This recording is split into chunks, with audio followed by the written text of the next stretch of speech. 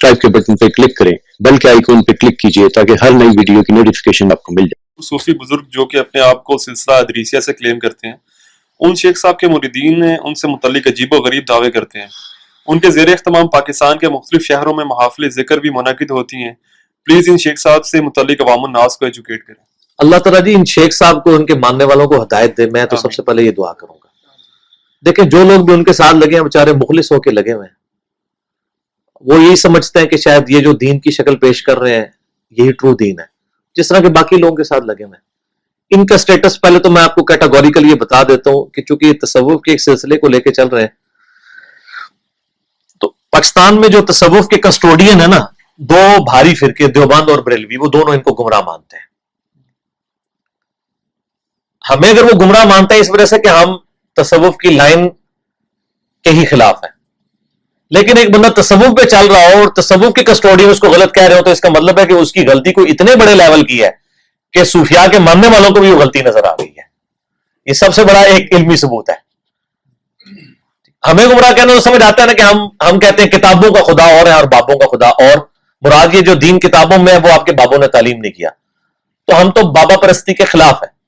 लेकिन जो खुद बाबों के मानने वाले हैं वो अगर कहते हैं कि ये सही बाबों के मानने वाले नहीं है, गुमराह है, अगरचे वो क्लेम कर रहे हैं कि हम बाबों के मानने वाले हैं, तो इसका मतलब है कि कहीं ना कहीं को बहुत बड़े लेवल की खराबी होगी है। तो ये उनके फॉलोअर्स को सोचनी चाहिए। बाकी जो वो शेख साहब है, नाम लिए बगैर ताकि इस्लाह का दरवाजा बंद ना हो, क्योंकि मुल्तान के शेख साहब है, सबको पता है कौन है, तो जरूरत नहीं है। वो शेख साहब जो है वो जो क्लेम्स कर रहे हैं, वो क्लेम्स किताब और सुन्नत के टोटली मुनाफी हैं और इंतहाई गुमराही के ऊपर मबनी है। जो उनके क्लेम वीडियोस की फॉर्म में, ऑडियोस की फॉर्म में खुद उनके किए हुए यूट्यूब के ऊपर अवेलेबल है, वो मैं आपको बता देता हूं। वो ये क्लेम करते हैं कि मेरे सिलसिले में जो बैत हो जाएंगे मेरे से, उनका मुकाम असहाबे बदर वाला है, और वो अपने उन करीबी साथियों को कहते हैं वो बदरी इदरीसी हैं। हालांकि बुखारी और मुस्लिम में हदीस है कि नबी इस्लाम ने फरमाया कि असहाबे बदर वो हैं कि जिनकी अगली और पिछली सारी खताएं माफ हो चुकी हैं, ये स्टेटस किसी को नहीं मिलेगा। और वो ये स्टेटस बताते हैं, वो कहते हैं आप बदरी इदरीसी और आपकी भी अगली पिछली खताएं माफ हो चुकी हैं। ये क्लेम तो हजरत अबू बकर, उमर, उस्मान अली ने अपने साथियों के लिए नहीं किया। अच्छा, इसके बाद उनका ये क्लेम है कि जी मेरे मुंह से अल्लाह बोलता है और मेरे मुंह से कभी कभी नबी इस्लाम भी बोलते हैं। तो अब हम मासूमाना सवाल करेंगे कि आप गुलाम अहमद कादियानी को फिर किस मुंह से गलत कहेंगे जब आप लोग ये क्लेम कर रहे होंगे। फिर वो ये क्लेम करते हैं कि जी अल्लाह ताला डायरेक्ट मुझसे बात करता है, और वो जो अल्लाह के साथ गुफ्तगू करते हैं वो बताते हैं कि अल्लाह को मैंने ये कहा, फिर अल्लाह ने मुझे ये कहा। चाहे ये ख्वाब की फॉर्म में कोई करे, कशफ की फॉर्म में करे, खत्म नबूवत के मुनाफी है। अच्छा, फिर वो यानी ऐसे ऐसे दावे करते हैं कि इंसान यानी परेशान हो जाता है कि इतनी जुर्रत कोई कर सकता है। वो कहते हैं जी मैंने अल्लाह ताला से सिफारिश की है हिटलर के लिए, उम्मीद है उसकी बख्शिश हो जाएगी, क्योंकि मैंने कहा इसने इतने यहूदी मारे, अल्लाह इसको वैसे ही बख्श दे। मैं कहता हूं अल्लाह बख्शे या ना बख्शे, किसी काफिर के लिए सिफारिश करना ये खुद ही अकीदा कुफर है, क्योंकि मुसलमानों का ये इजमाई अकीदा है कि काफिर के हक में सिफारिश कबूल नहीं होगी। बख्शिश की कतन नहीं, काफिर तो कभी नहीं बख्शा जाएगा, वरना सबसे पहले तो अबू लहब बख्शा जाए ना। तब्बत यदा अबी लहब व तब, नबी के घर से अल्लाह ने एक मिसाल पेश की है, बनु हाशिम में से था। तो ये हिटलर के बारे में कह रहे मैंने सिफारिश की है। फिर इनका यह भी बयान आया कि जी बेनजीर को अल्लाह ने बख्श दिया क्योंकि मैंने उसे बैन बनाया था। मुझे बताएं कोई शख्स बख्शा गया या नहीं बख्शा गया, इसका फैसला कौन कर सकता है? मेरा पिछले दिनों कशफुल कुबूर के अकीदे पे क्लिप आया, उसमें मैंने बड़ी नंगी बातें की है, कुरान और हदीस की रोशनी में। नंगी से मुराद बिल्कुल वाज़ेह। बुखारी और मुस्लिम दोनों में हदीस है कि नबी इस्लाम का एक गुलाम था मिदआम, जो सवारी का कजावा कसा करता था, आपको सफर अज़म में वुजू करवाया करता था।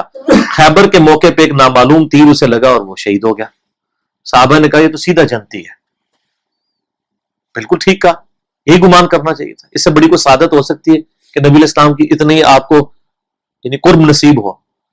नबी सल्लल्लाहु अलैहि वसल्लम ने फरमाया तुम इसे जन्नत की बिशारत सुना रहे हो, और मुझे अल्लाह ने दिखाया कि इसने माले गनीमत में से सिर्फ एक चादर चोरी की थी जो आग की इसके ऊपर डाल दी गई है। उसी वक्त साहबा अपने घरों में दौड़े اور حدیث کے الفاظ ہیں کہ اگر کسی نے ایک چھوٹی سی رسی بھی یہ کہہ کے مال غنیمت میں سے اٹھا لی تھی کہ خیر ہے اس کی کیا ورت ہے، میں اس کو بغیر اجازت کے گھر لے جاؤں، وہ رسی بھی لا کے رکھتی. یہی تو صحابہ کرام کا فرق تھا، سمعنا واطعنا، سنتے تھے اطاعت اختیار کر لیتے تھے. یہی فرق ہے صحابی میں اور وابی میں، اور یہی فرق ہے صحابی میں اور بابی میں. اسی تو ہم کہتے ہیں کہ نہ میں وابی نہ میں بابی، میں ہوں مسلم علمی کتابی. صحابی تو ہونے کا ہم دعویٰ نہیں کر سکتے، اس کے ایکویلنٹ ہم نے اس دور کے لیے علمی کتابی یعنی مسلم ہونا چاہیے بندے کو. تو ان لوگوں کا معاملات کا وہ صحیح بخاری میں ایک اور حدیث ہے، عثمان بن مظعون ایک بوڑھے صحابی تھے.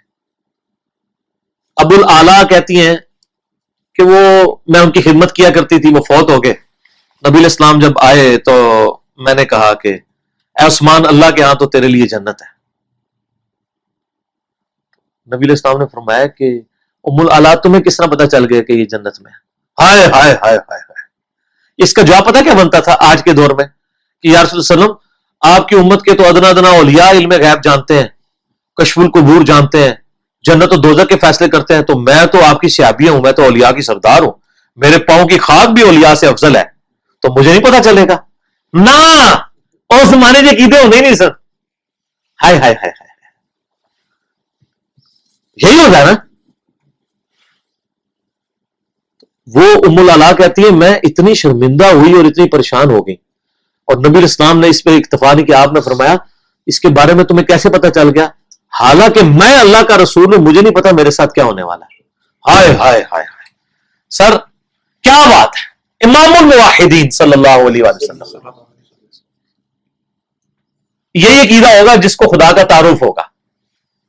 عقل نہ ہوئے تھے موجے ہی موجاں، عقل ہوئے تھے سوچے ہی سوچا. جس کی عقل ہوگی نا اس کو یہ سوچ آئے گی، جس کو عقل نہیں موجے مارتا رہے. وہ بے شک کہتا رہے جو میرے سلسلے میں مرید ہوا انشاءاللہ میں اس کو جنت میں ساتھ لے کے جاؤں گا. انشاءاللہ بھی صلح برکت کے لیے کہتے ہیں، بعض یہ بھی نہیں کہتے. وہ اللہ کی مرضی ہے جس کو بھیجے. تو سیدہ ام اعلیٰ کہتی ہے کہ میں نے اس دن کے بعد نیت کی کہ میں کبھی کسی کے بارے میں نہیں کہا کروں گی فلاں جنتی ہے. ہائے ہائے سر، یہ بڑا خطرناک معاملہ ہے. یہ لوگ تو پتہ نہیں کیا، اسی لیے ہم کہتے ہیں بابوں کا خدا اور کتابوں کا خدا اور. بخاری و مسلم میں حدیث ہے کہ ایک حبشی عورت تھی، مسجد نبی کی صفائی کیا کرتی تھی. اچانک فوت ہو گئی. صحابہ کرام نے راتوں رات جنازہ پڑھ کے دفنا دیا. 3-4 دن گزرے، اللہ کے نبی علیہ السلام نے پوچھا کہ وہ عورت مجھے نظر نہیں آ رہی مسجد کی صفائی کرنے والی، کہ رسول اللہ فوت ہو گئی. تو پھر میں مجھے کیوں نہیں بتایا؟ آپ علیہ السلام کے لیے اس عورت کی کتنی اہمیت ہے جو صفائی کرنے والی ہے. حریص علیکم بالمؤمنین رؤوف الرحیم. تو صحابہ نے کہا یا رسول اللہ رات کا وقت تھا، ہم نے کہا آپ کو ڈسٹرب نہ کریں. کسی نے نہیں کہا یا رسول اللہ وسلم آپ تو اس کی قبر مبارک سے ہو کے آئے ہوں گے، آپ کو تو پتا ہوگا کیونکہ آپ تو قبر میں تشریف لے کے جاتے ہیں مردے کی. ہائے ہائے ہائے، آج کے زمانے میں تو یہ سوال بنتا ہے نا، یا رسول اللہ ہمارا تو عقیدہ ہے کہ آپ ہر قبر میں تشریف لاتے ہیں، تو آپ 3 دن ہو گئے یقیناً آپ قبر میں گئے ہوں گے، تو آپ کو نہیں پتا قبر میں پہنچ چکی ہے. آخر میں مجھے کیوں نہیں بتایا تم نے؟ پھر آپ علیہ السلام فرمایا اچھا مجھے اس کی قبر پہ لے جاؤ. کسی نے کہا یا رسول اللہ آپ کو قبر تو پتہ ہی ہوگی. سر اس زمانے میں عقیدے ہوتے ہی نہیں تھے، یہ باہر کی پیداوار ہے، اسی لیے پھر ان کا مزاق بھی اڑے گا. سر یہ سارے جعلی عقیدے ہیں، اور ان جعلی عقیدوں کی موت اللہ کے فضل سے اس پلیٹ فارم سے لکھی ہوئی ہے. بلکہ آپ کیا موت کیا، یہ تو اس کا 40واں برسیاں بھی ہو چکی ہیں اب تو. وہ بخاری مسلم کے الفاظ ہے، صحابہ کرام لے گئے، نبی علیہ السلام قبر پہ کھڑے ہوئے، آپ نے اس کی قبر پہ کھڑے ہو کے جنازہ پڑھا. پھر آپ واپس پلٹے. صحیح مسلم کے آگے الفاظ ہیں، بخاری میں تو اتنا ہی ہے، مسلم میں آگے الفاظ ہیں کہ یہ قبریں اندھیروں میں ڈوبی ہوئی تھی، اللہ نے میرے جنازہ پڑھنے کی برکت سے ان ساری قبروں کو نور سے بھر دیا. سبحان اللہ تو آپ کہہ رہے ہیں، لیکن اس میں سے بڑا خطرناک مسئلہ نکل رہا ہے. کیا کافر کی قبر نبی کے جنازہ پڑھنے سے نور سے بھر سکتی ہے؟ نہیں. تو اس کا مطلب مسلمانوں کی قبریں تھیں، اور نبی الاسلام کے زمانے میں جن مسلمانوں کی قبریں تھیں وہ بریلوی دیوبندی اہل حدیث ہی ہوں گے نا. تو سر آپ لوگ کتنے جنت کی گارنٹی کے لیے پھر رہے ہیں؟ پھر مجھے کہنے دیں کتابوں کا خدا اور ہے اور بابوں کا خدا اور. تو یہ شیخ صاحب تو اب روئیں گے اپنے آپ کو بھی، ان کے ماننے والے بھی، کہ ہم کیا کہانیاں کراتے رہے. یعنی اتنی ساری چیزیں موجود ہیں. بلکہ پھر صحیح مسلم میں ایک حدیث ہے، نبی الاسلام ایک جگہ سے گزرے تو آپ کا خچر بد کا اور آپ کھڑے ہو گئے. اللہ نے آپ کے بیٹھنے کی برکت سے خچر کو منظر دکھا دیا, کیونکہ بخاری مسلم میں حدیث ہے جب میت کو چرپائی پہ رکھا جاتا ہے, صحیح بخاری کے الفاظ ہیں, تو میت کلام کرتی ہے اور اس کے کلام کو جن و انس کے علاوہ دنیا کی ہر مخلوق سنتی ہے. جن و انس سنے تو بے ہوش ہو جائیں. نیک میت کہتی ہے کہ مجھے جلدی جلدی میری قبر کی طرف لے چلو, اور بدکار میت کہتی ہے مجھے کہاں لے کے جا رہی ہو. تو اس کی چیخو پکار کو سب لوگ سنتے ہیں سوائے جن و انس کے.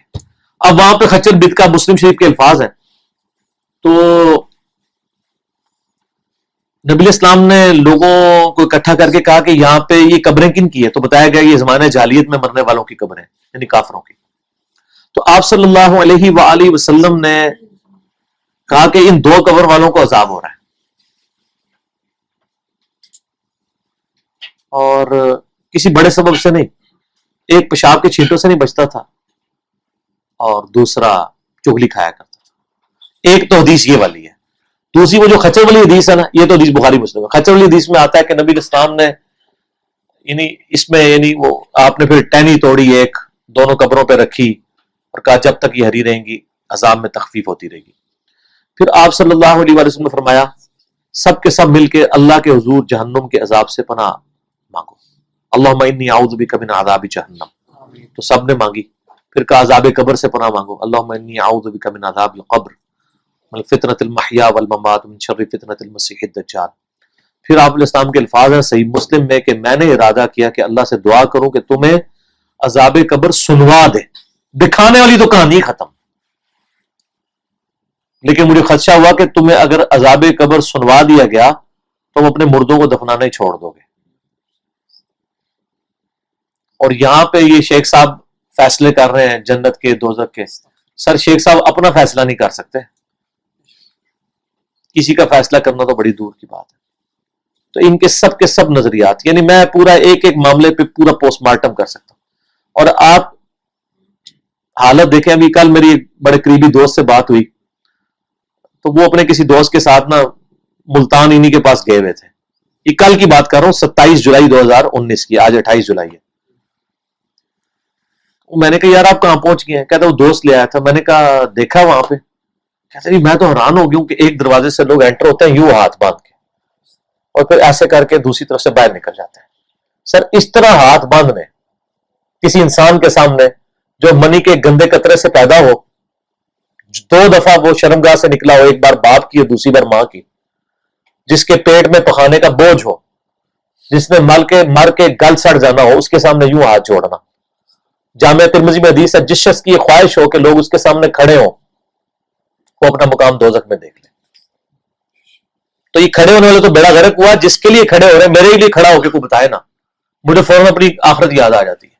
اور جامعہ ترمذی میں الفاظ ہیں, انس بن مالک کہتے ہیں ہم میں ایک شخص ایسا تھا کہ جسے ہم سب سے بڑھ کر محبوب جانتے تھے, لیکن جب وہ ہم میں آ کے بیٹھتے تھے ہم کبھی ان کے لیے کھڑے نہیں ہوتے تھے, کیونکہ ہم جانتے تھے کہ وہ اس کو ناپسند فرماتے ہیں, اور وہ محمد رسول اللہ تھے صلی اللہ علیہ وآلہ وسلم. سر یہ پروفٹ سے زیادہ یہ اویل کر رہے ہیں. ان کے مریدین نے مجھے خود بتایا ہے کہ ایک بار پانی پی کے انہوں نے جھوٹا زمین پہ پھینکا تو وہ باقی لوگوں نے پانی چاٹنا شروع کر دیا زمین سے. جو پروٹوکول پروفٹ کا تھا, جو بخاری میں آتا ہے کہ نبی اسلام کے وضو کا پانی صحابہ نیچے نہیں گرنے دیتے تھے, یہ پروٹوکول رکھتے ہیں اس کے ساتھ. اس طرح عبادت کروا, اور وہ کہتے ہیں وہ کمر نہیں کرتے تھے. یہاں بھی لوگ مزاروں پہ جاتے ہیں کمر نہیں کرتے, تو وہ کہتے ہیں شیخ صاحب کو میں نے کہا کمر کرنے میں کیا مسئلہ ہے؟ کہتے ہیں بے ادبی ہو جاتی ہے. میں نے کہا نبی اسلام کی تو ہوتی تھی اس طرح. سر بخاری مسلم میں نہیں حدیث, ایک پینڈو شخص آیا, اس نے کہا سر مجھے موٹا موٹا دین بتائیں, زیادہ مجھ سے نہیں ہوگا. آپ نے فرض نمازیں پڑھ لیے گا, صرف فرض, سنتے نہیں, 2 فجر 4 ظہر 4 عصر 3 مغرب 4 عشاء, فرض زکات دے دیے کر, اور رمضان کے روزے, اس وقت حج فرض نہیں ہوا تھا, تو انشاءاللہ جنت میں داخل ہو جائے گا.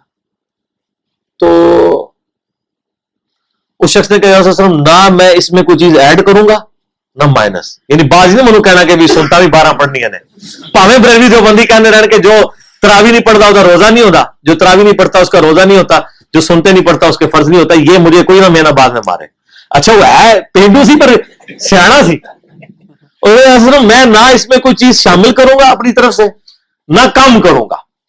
یہ بھی نہیں ہے کہ میں کم کر دوں, لیکن میں شامل بھی کچھ نہیں کروں گا اس میں مزید.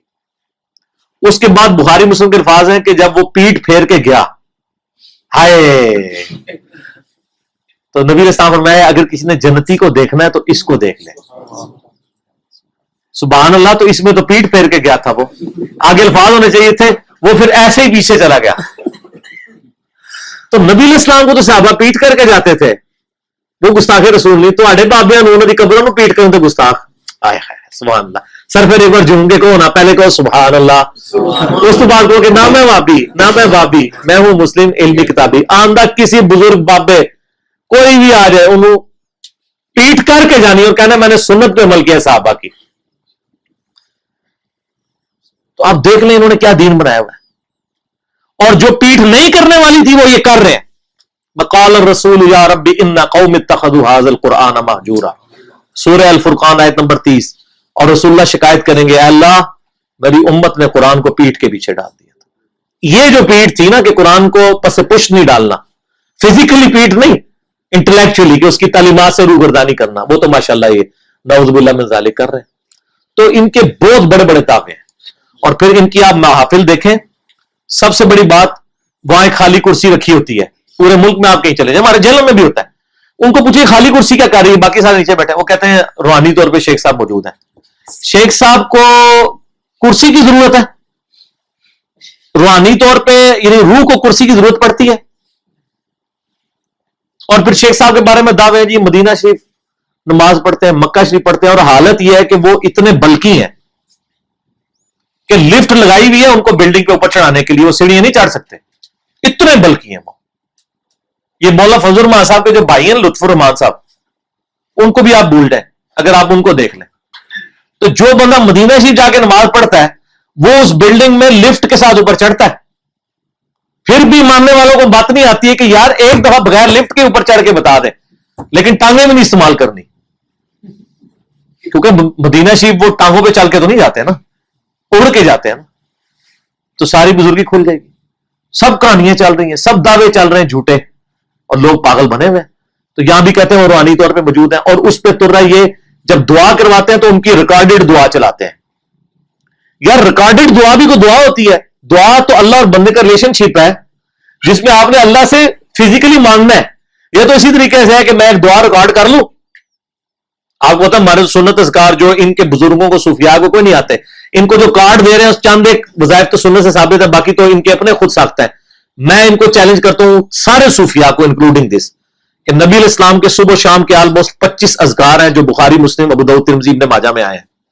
مجھے زبانی سناتے ترجمے کے ساتھ تو میں کہہ نہیں رہا، وہ تو آنے ہی نہیں ہے.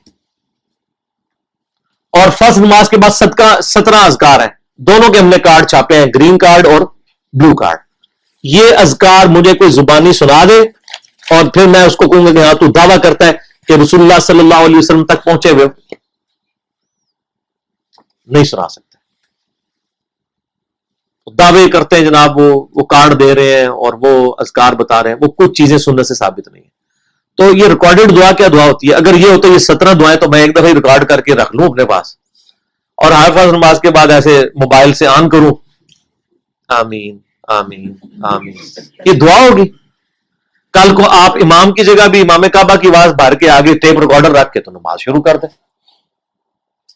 اسی کے اوپر وہ ریکارڈڈ تکبیرات بھی چل رہی ہیں جانوروں کو ذبح کرنے والی. اس طرح جانور تو ذبح نہیں ہوتا، فزیکلی تکبیر پڑھنی ہوگی. تو شریعت کو آپ بدل تو نہیں سکتے نا. تو یہ ان کے حالات و واقعات ہیں. تو ہم یعنی ان کے ماننے والوں کو کہیں گے کہ خدا کے لیے اس دھوکے سے باہر نکلیں، کتاب و سنت کا علم حاصل کریں. آپ کو پھر یہ پتا چلے گا کہ جو دین کے نام کے اوپر آپ کے ساتھ دھوکہ کیا جا رہا ہے یہ سراسر دھوکہ ہے. اور پھر یہ سب لوگ بڑے حکمرانوں ان کی ہے کہ عمران خان صاحب کے ساتھ 2011 کی کال ریکارڈڈ بھی یوٹیوب پہ چڑھی ہوئی ہے اور اس میں عمران خان صاحب پنجابی میں ان سے گفتگو کر رہے ہیں. مجھے یعنی بڑی خوشی ہوئی کہ پنجابی ان کو آتی ہے. میرا خیال نہیں تھا کہ اتنی ٹھیٹ پنجابی بولتے ہوں گے. وہ یوٹیوب پہ آپ جا کے دیکھ لیں. شیخ صاحب عمران صاحب، شیخ صاحب بھی لکھ کے عمران خان صاحب لکھے تو فون کال، تو وہ ان کو 2011 میں وہ جو ہے پہلے عہد کرواتے ہیں، وہ جو عہد وہ پیری مریدی والا جو ہوتا ہے اسی کی ایک ماڈرن فارم انہوں نے بنائی ہوئی ہے اور اذکار والا کارڈ اور اس میں درود شریف لکھا ہوتا ہے اور درود شریف بھی آدھا صلی اللہ علیہ وسلم. نبی علیہ السلام کو تو یہ پسند ہی نہیں ہے. آپ علیہ السلام کا پسندیدہ درود یہ ہے کہ ساتھ آل کو شامل کیا جائے. اگر آپ نے پڑھنا ہے آپ پڑھیں صلی اللہ علیہ وآلہ وسلم. بخاری مسلم میں حدیث ہے کہ نبی علیہ السلام پہ جب یہ آیت نازل ہوئی ان اللہ و ملائکتہ یصلون علی النبی، تو صحابہ نے کہا یا رسول اللہ صلی اللہ علیہ وسلم آپ نے ہمیں سلام تو سکھا دیا نماز میں، السلام علیکہ ایھا النبی. یہ بخاری میں حدیث ہے 4797، مسلم میں 908 انٹرنیشنل نمبر کے مطابق. اب ہمیں جو ہے درود بھی سکھا دیں، سلام تو سکھا دیا. تو آپ نے کہا کہ کہو اللہم صلی علی محمد وعلی آل محمد کما صلیت علی ابراہیم وعلی آل ابراہیم انک حمید مجید. اللہم بارک علی محمد وعلی آل محمد کما بارکت علی ابراہیم وعلی آل ابراہیم انک حمید مجید. لہذا یہ جو درود بھی سکھا رہے ہیں نا، یہ نبی علیہ السلام کا محبوب درود نہیں ہے جب تک صلی اللہ علیہ وآلہ وسلم پورا نہیں پڑھیں گے. میں نہیں کہتا کہ صلی اللہ علیہ وسلم پڑھنا گناہ ہے، نعوذ باللہ، یا یہ غلط ہے. نبی علیہ السلام کے ساتھ جو آپ عشق کا دعویٰ کر رہے ہیں نا، یہ بڑا عشق کا دعویٰ کرتے ہیں. ان کی یوٹیوب پہ ویڈیو سب چڑھی ہوئی ہیں، آقا جی کے کتے ہیں وو وو وو وو. سر آپ ہنس رہے ہیں، یعنی یہ وہ نعرہ لگواتے ہیں، وہ کہتے ہیں آقا جی کے کتے ہیں، اور پیچھے جو نیچے والے ہیں وہ کہتے ہیں وو وو، وہ سکھاتے ہیں کہ آپ یہ کہو وو وو. تو نبی علیہ السلام کو تو یہ کتے پسند نہیں ہے. وہ کہتے ہیں ہم عشق میں کہہ رہے ہیں کتا بڑا وفادار ہوتا ہے. اور پھر دلائل دیکھیں کیا دیتے ہیں، یہ بھی دیتے ہیں، بریلوی دیوبندی بھی دیتے ہیں. وہ کہتے ہیں جی سیدنا علی کے لیے حیدر کا لقب ہے کہ وہ شیر خدا ہے، حمزہ ابن عبد المطلب کے لیے ہے وہ شیر خدا ہے. تو اس کا مطلب جو ہے وہ مانوی تو نہیں ہے. یہ کیا گستاخی ہے، شیر کی تو دم ہوتی ہے. وہ صفت کے طور پہ بیان ہوا ہے شیر خدا، ٹھیک ہے. وہ کہتے ہیں استعارہ ہم کتے کے ساتھ کرتے ہیں، کتا بڑا وفادار ہوتا ہے. سر کتا وفادار تو ہوتا ہے لیکن کتا نڈس بھی ہوتا ہے. دوسرا آپ نے برا نہیں ماننا، آپ کے بیٹے کو ہم اگر کہنا شیر دا پتر تو آپ کو اچھا لگے گا، اور جو کتے دا پتر کہیے تھے استعارے کے طور پہ مدینے دے کتے دا پتر ہضم ہو جائے گا. مدینے کے شیر کا بچہ کہیں گے تو سب کو اچھا لگے گا. یا کوئی شخص کہ میں شیر دا پتر ہاں، اس کی بجائے وہ کہ وہ والا. اور صحیح مسلم میں حدیث ہے حضرت جبرائیل علیہ السلام نبی علیہ السلام کے گھر کے باہر کھڑے ہوئے. آپ کے اس وقت ظاہر آپ کو گھر کے دروازے نہیں ہوتے تھے، صرف پردہ ہوتا تھا. تو کوئی کتے کا بچہ جو ہے وہ نبی علیہ السلام کی کوئی پلا چھوٹا آپ کی چرپائی کے نیچے آ کے بیٹھ گیا. تو جبرائیل نے کہا کہ ہم اس گھر میں داخل نہیں ہو سکتے جہاں پہ کتے ہوں، تو آپ اس کو پہلے اپنی چرپائی کے نیچے سے نکال لیں. سر ظاہر ہے کتا کہہ رہے ہیں یہ اپنے آپ کو، ٹھیک ہے. کتا تو پھر یہ ہے، کتے کا یہ سٹیٹس ہے. پھر ہم تو علمی بات کریں گے. اسی لیے ان کے پاس آخری حل پتہ کیا ہوتا ہے، کہتے ہیں بس علم بس کا نہیں ہو یار، زیادہ علم نہ حاصل کرو بندہ گمراہ ہو جاتا ہے. سر ہم کہتے ہیں زیادہ نہیں، آپ تھوڑا سا بھی حاصل کر لینا آپ گمراہی سے باہر نکل جائیں. کوئی جی عشق کے چلے نمبر لے گئے، عشق میں سب کچھ جائز ہے. سر ہم کہتے ہیں ابو داؤد ترمذی نے ماجہ میں حدیث ہے ایک شخص نے آ کے نبی علیہ السلام کو سجدہ کیا. آپ صلی اللہ علیہ وآلہ وسلم نے فرمایا سر اٹھا، یہ کیا کر رہا ہے؟ اس نے کہا کہ جی میں کوفے کے پاس ہیرا نامی شہر تھا، وہاں گیا تو میں نے دیکھا لوگ اپنے سردار کو سجدہ کرتے ہیں. تو میں نے کہا کہ ہم آپ کو سجدہ کریں. آپ صلی اللہ علیہ وآلہ وسلم نے فرمایا اگر میں سجدہ جائز سمجھتا تو بیویوں سے کہتا کہ اپنے خامدوں کو سجدہ کریں اس حق کے سبب جو اللہ نے ان کو دیا. اور اس میں آگے الفاظ بھی ہیں جب میں فوت ہو جاؤں گا تم میری قبر سے گزرو گے، کیا قبر پہ بھی سجدہ کرو گے؟ ہائے ہائے ہائے، نہیں یا رسول اللہ قبر پہ نہیں کروں گا. اتنا میں گمراہ نہیں بھی ہوا، یہ میں بریکٹ میں کہہ رہا ہوں. پھر آپ نے فرمایا کہ اگر میں سجدہ جائز سمجھتا بیویوں سے کہتا کہ اپنے خامدوں کو سجدہ کریں اس حق کے سبب جو اللہ نے ان کو دیا. اس سے ابھی تو نہیں کہا کہ عشق دے چلے نمبر لے گئے. کہنا چاہیے تھا نا یا رسول اللہ عشق میں کر رہا ہوں، میں نے آپ کو کوئی خدا تو نہیں مانا، میں نے آپ کو مستقل بذات تو نہیں مانا، میں نے آپ کو ذاتی طور پہ تو نہیں مانا، عطائی طور پہ. یہ ساری کہانیاں تو کرانے نے 14ویں صدی دیا، کوئی کہانی نہیں. یہ کہانیاں زمانے میں ہوتی نہیں تھی، اس پر سیدھا سیدھا دین ہوتا تھا، سیدھا سیدھا. مسند احمد میں حدیث ہے ایک صحابی نے کہا یا رسول اللہ ما شاء اللہ و شئت، اے اللہ کے رسول جو آپ چاہیں، جو اللہ چاہے اور جو آپ چاہیں. آپ فرمایا اجعلتنی للہ ندا، تو نے مجھے اللہ کے مد مقابل کھڑا کر دیا. قل بل ما شاء اللہ وحدہ، بلکہ کیا کہ جو اکیلا اللہ چاہے. کیونکہ تکوینی معاملات کو، تقدیر کے معاملات کو آپ مخلوق کو شریک نہیں اللہ کے ساتھ کر سکتے. ہاں ویسے بخاری مسلم میں الفاظ ہے، کئی معاملات میں صحابہ کرام کہتے تھے اللہ اور اس کا رسول بہتر جانتے ہیں دین کے معاملات میں، تو بالکل ٹھیک ہے، تو اللہ رسول ہی ہم کہیں گے کہ بہتر جانتے ہیں، لیکن تقدیر کے معاملات کو نہیں سر. وہ تو مسلم شریف میں کتاب الجمعہ چیپٹر میں ایک حدیث ہے، نبی الاسلام کے سامنے ایک خطیب خطبہ دے رہا تھا صحابی، اس نے کہا کہ وَمَن يُطِعِ اللَّهَ وَرَسُولَهُ فَقَدْ فَازَ فَوْزًا عَظِيمًا، تو جو اللہ اور اس کے رسول کی اطاعت کرے وہ کامیاب ہو گیا. وَمَن يَعْصِهِمَا، اور جو ان دونوں کی نافرمانی کرے فَقَدْ غَوَا، وہ گمراہ ہو گیا. آپ علیہ السلام نے غصہ فرمایا، آپ فرمایا بئس الخطیب وانتا، کتنا برا خطیب ہے تو نے یہ کیوں کہا کہ جو ان دونوں کی نافرمانی کرے؟ یا آپ کے وہ کہتے ہیں ڈاکٹر صاحب ہیک کیا ہیک کیا ہیک ہے، جڑا ڈھو کی ہیک آ کے ہیک کے ڈھو آ کے وہ کافر و مشرک ہے. حالانکہ جو ڈھو کی ہیک آ کے وہ کافر و مشرک ہے. ٹھیک ہے، تو وہ حالانکہ کہہ سکتا تھا کہ وسلم میں نے تو کانٹیکسٹ میں بات کی ہے، میں آپ کو اللہ کا بندہ مان رہا ہوں، میں نے کوئی اللہ کے ساتھ آپ کو ملایا تو نہیں. دیکھیں میں نے پہلے کہا ہے من یطع اللہ ورسولہ فقد رشد، یہ الفاظ ہے.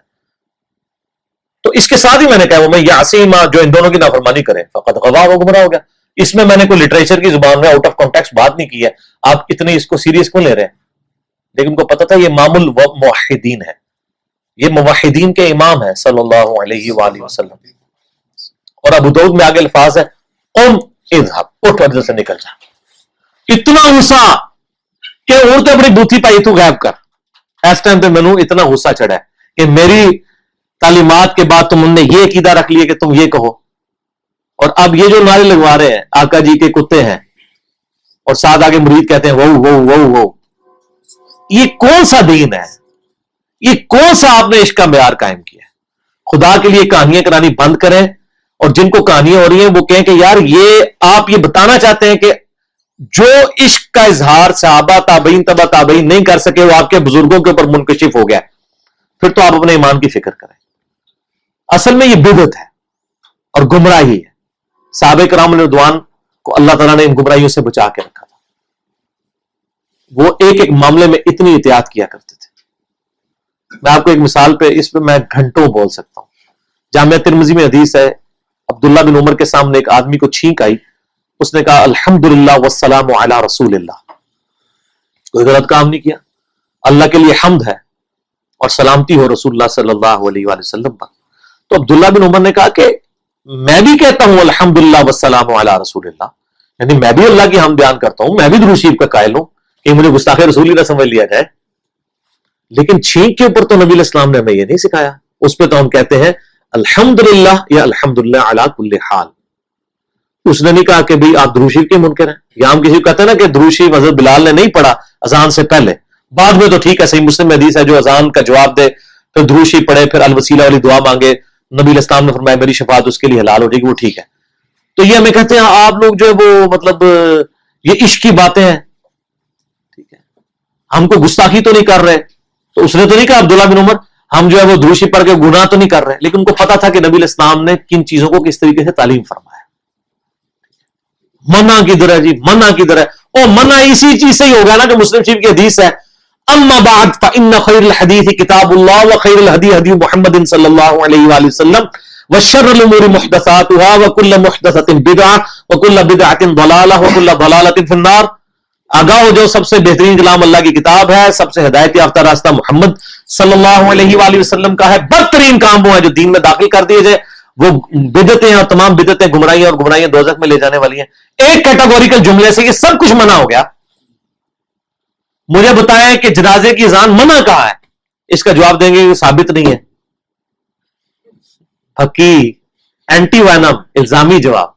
عید کی اذان منع کدھر ہے؟